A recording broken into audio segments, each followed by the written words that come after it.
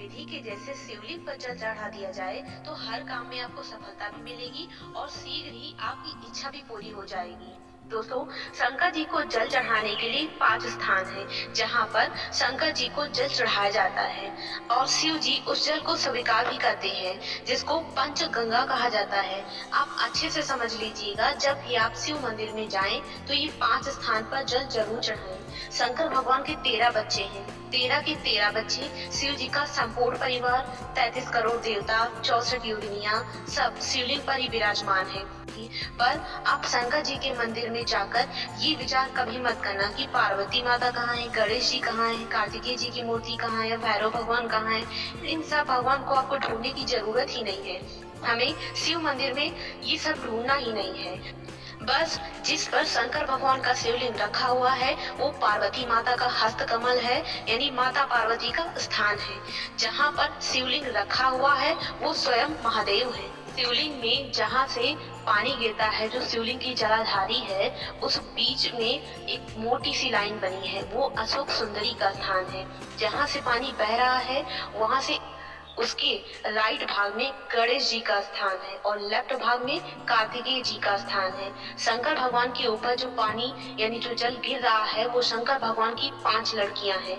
जहाँ शिवलिंग से पानी बहकर उस निकासी से जहाँ नाली बनी रहती है, पानी बहकर मंदिर से बाहर जाता है, वो 33 करोड़ देवताओं के स्थान है। इसलिए सारे मंदिरों की परिक्रमा पूरी की जाती है, पर शंकर भगवान की परिक्रमा आधी की जाती है, क्योंकि वो जो जल जा रहा है वो 33 करोड़ देवताओं का स्थान है, उसको हम लांग नहीं सकते।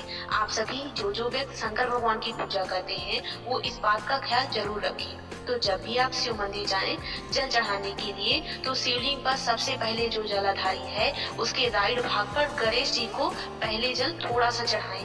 वो भी अपनी मनोकामना को कहकर जल चढ़ाएं तो शीघ्र ही मनोकामना पूर्ण हो जाएगी। फिर जलाधारी के लेफ्ट साइड यानी कार्तिकेय जी को जब जल चढ़ाएं तो रोग मुक्ति निवारण के लिए जल चढ़ाएं। उसके बाद अशोक सुंदरी की जगह पर तीसरी बार जल चढ़ाएं।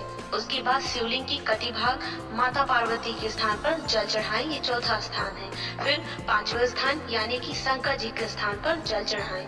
इन 5 स्थानों पर क्रम वाइज ही जल चढ़ाएं। जो लोग नहीं जानते हैं जल चढ़ाने का तरीका, वो डायरेक्ट शिवलिंग पर ही जल चढ़ा के चले आते हैं। दोस्तों, हमारे यहाँ शास्त्र कहता है जैसे हम लोग और कोई देवताओं की पूजा करते हैं तो पंडित जी सबसे पहले पूजा गणेश जी की करवाते हैं, क्योंकि सभी देवताओं में वो प्रथम पूज्य देवता है, जिनकी पूजा के बगैर पूजा अधूरी ही मानी जाती है।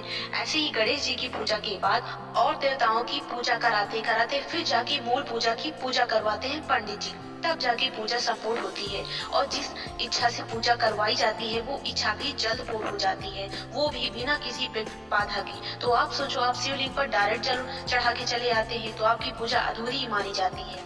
इसलिए जब भी आप शिवलिंग पर जल चढ़ाएं तो सबसे पहले गणेश जी के स्थान पर अपनी मनोकामना को कहकर जल चढ़ाएं, फिर कार्तिकेय जी के स्थान पर रोग निवारण से मुक्ति के लिए विनती करके जल चढ़ाएं, फिर अशोक सुंदरी माता पार्वती के स्थान पर जल चढ़ाकर ही महादेव को यानी कि शिवलिंग पर जल चढ़ाएं।